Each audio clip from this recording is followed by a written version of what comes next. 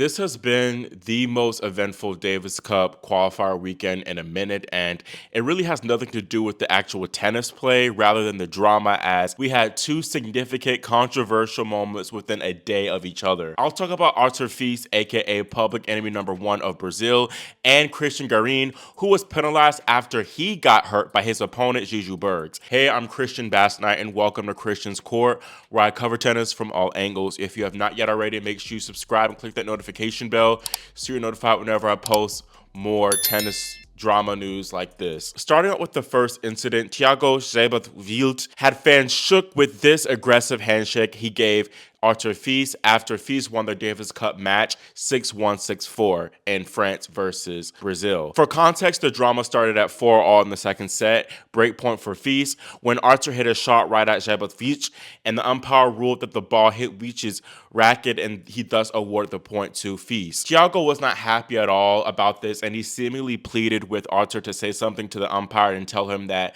the ball did not touch his racket, but the Frenchman was not budging. It's hard to tell from the replay in my opinion, but I do not think the ball touched Wiald's racket. The drama continued in the following game when Fils was 2 points away from victory, and Arthur hit a serve and Seyboth Wild said challenge before Fils netted the backhand, and the Brazilian wanted the point, but the umpire gave the point to Fils since Seyboth Wild's challenge call came after Fils missed a shot. Not to mention, Fils' serve was indeed in. I don't know why Thiago complained to the umpire like he did and tried to get Arthur involved.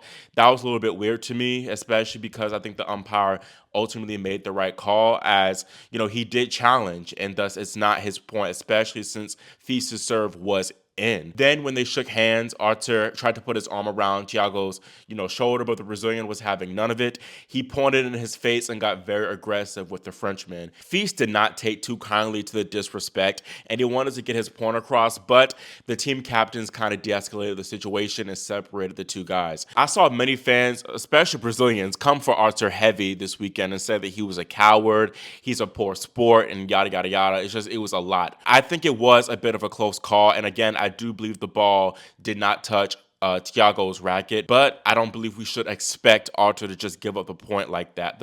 All the smoke really should be given to the umpire, and I do not like how this is turned on to Fils and people demonizing him. Really, it's really out of control and out of hand. And the same thing with the 30-all incident at 5-4, where in my opinion the umpire was correct. I just think Thiago was salty that he lost the match. Simple as that. It was just no reason for him to be in Arthur's face like that, especially on the first day of Black History Month. Come on now. I notice a common theme too, that Arthur seems to be embroiled in drama against a certain type of player, if you know what I mean. But again, I'm not here for the whole Fils smear campaign. He already had, a little bit of a quote-unquote bad reputation from the Hamburg final against Zverev, where people were all on his neck for just doing a simple underarm serve. And again, here, there's just no reason for people to be coming at him like this. It's really ridiculous, and players have clearly done far worse, and half the smoke is giving their way. I don't like that. It wasn't really a good look. Yes, it would have been great sportsmanship if indeed that ball did not touch Seyboth Wild's racket, but here we are. That did not happen. It is what it is. We got to deal with it. And again, don't hate the player, hate the game. And in this case, the game being the umpire for making that call. But bottom line, it's a good thing that Arthur is not playing the Rio 500 this year, as he would definitely not be a fan favorite. Now, this next incident between Zizou Bergs and Cristian Garin is something I have never, ever, ever seen before, and it's absolutely mad. So during the playoff tie between Belgium and Chile,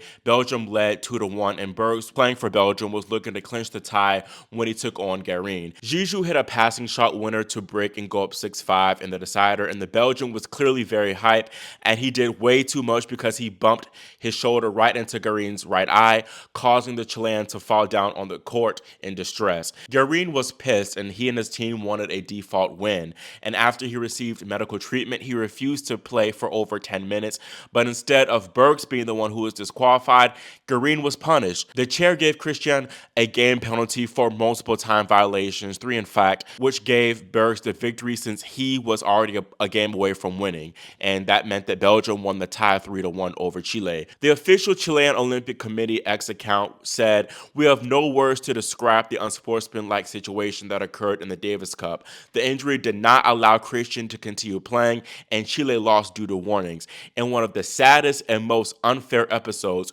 we can remember." Some people share this same sentiment and believe that it's despicable for Garin to be punished for Bergs' actions, while other people believe that Garin should have just quote-unquote sucked it up and played on. I think it's just an unfortunate and wild situation for this to happen, and Zizou, I think he was very wrong for acting all crazy and rowdy like he did. That was just wild. Like, how do you not see your opponent and just do all that? He said he didn't see Cristian, but yet he grabbed him. Like, it was just a complete mess. Garin, he posted this picture of his face afterwards, and his face, it did look a little bit red, but it didn't look all that bad, to be honest, being 100% real. I do think some of it was him knowing that the chances of him winning weren't that great. Even though the match was tight, Bergs was serving for the match, and he likely wasn't quite 100%. Garin wasn't, due to that whole eye running and that whole collision. I also want to add that Chile's Davis Cup team doctor said that Garin suffered from eye inflammation and he was, quote, not in any condition to keep playing. And then Garin himself said that he wasn't okay to play after the incident. And he said they only wanted to finish the match at any cost. And then the team captain, Nicolas Massou, said that like an hour and a half later, they still didn't receive any apology from Team Belgium, and not a single person asked if Cristian was okay. So it's bad. It's bad. Clearly, Garin was not able to play. That's pretty much it. And it's an unfortunate situation again. So yeah. I'm curious to hear what y'all think in the comments. Did Garin deserve the penalty, or should Bergs have been disqualified? Now, moving on to talking about the actual tennis on the main tours, Felix Auger-Aliassime became the first man to win 2 ATP Tour titles in 2025 when he won the Montpellier 250 tournament. FAA defeated Alexander Kovacevic 6-2, 6-7, 7-6, and Felix said it was, quote, for sure the craziest final that he has ever played in, win or lose. FAA, he got out to a great start in this one, and he had 2 match points in the second set tiebreaker, but the qualifier Kovacevic staved them off to force the decider. Felix faced his one and only break point of the entire match at 5-all in the third set, but he fought it off and ultimately cruised to victory in the tiebreaker. First, I got to give props to Kovacevic for a great week. He earned some solid straight sets wins, first over 4th seed Alexander Bublik and then top seed Andrei Rublev in the semifinals. The 26-year-old American will rise 27 spots to a career high of number 75 in the world. Felix, meanwhile, will remain at number 23 in the world, but I think he'll surely return to the top 20 soon with how well he's been playing. As I mentioned, this is his second title of 2025, as his first came last month in Adelaide.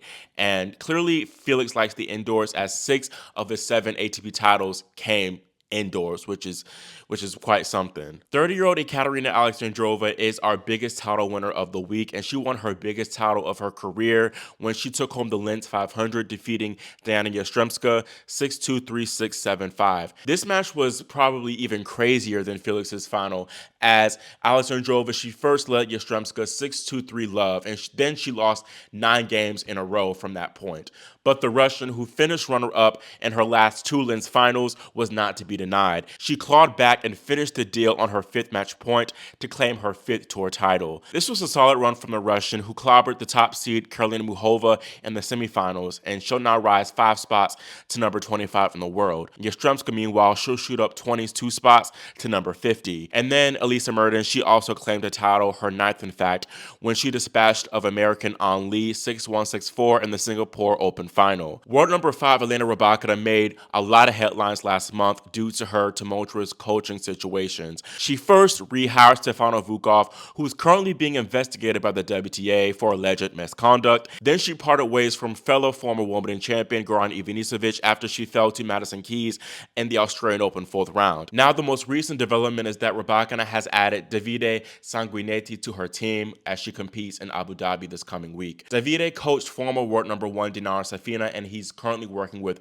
Brandon Nakashima as well. Rybakina told Karim Abdullah, we are working with Davide. We did just 1 week of preparation with him and Stefano a little bit. I knew him a little bit from before, so yeah, he was actually available. Sometimes we would speak with Stefano since they know each other, and yeah, we'll see how this goes. For now, I'm happy with the way we worked this week, and hopefully it goes well for us. Rybakina also says she doesn't really know much about the WTA investigation and when they'll complete that investigation, but again, she says she is not happy about it overall. I don't really have many thoughts on this latest development. I mean, just gotta wait till the investigation comes out, and I just simply wish Rybakina all the best. Rybakina is the defending champion here in Abu Dhabi, and she's also the top seed. She could meet either Ons Jabeur or Jelena Ostapenko in the quarterfinals, and those two will face off in the first round. Emma Raducanu plays fellow slam champion Marketa Vondrousova in the opening round as well. Linz champ Ekaterina Alexandrova will play Leylah Fernandez in the opening round. Paula Badosa, Daria Kasatkina, and Yulia Putintseva are the second,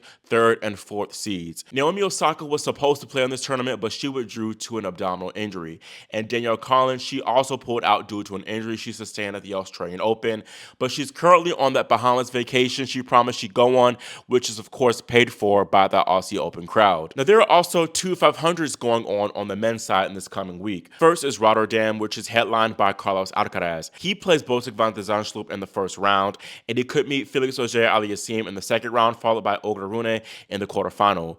Definitely a very tough draw for the Spaniard. Daniil Medvedev, who recently announced that Gilles Simon will no longer be a part of his team, is the second seed here in the Netherlands. He'll play Stanislas Wawrinka in the first round. Medi could ultimately play Stefano Tsitsipas in the quarterfinals. The other top seeds here include Alex de Minaur, Andrei Rublev, Artur Fils, and Hubert Hurkacz. This is a very good field here, and there's a lot of depth as we have some really solid unseeded players here as well competing, like Yuri Lehechka, Matteo Berrettini, Jakub Mensik, Alexei Poprin, and Giovanni Impeggi-Petitcard. This is going to be a great week of tennis in the Netherlands for sure. Now, the Dallas field is not quite as strong, but it's still pretty solid, to be honest.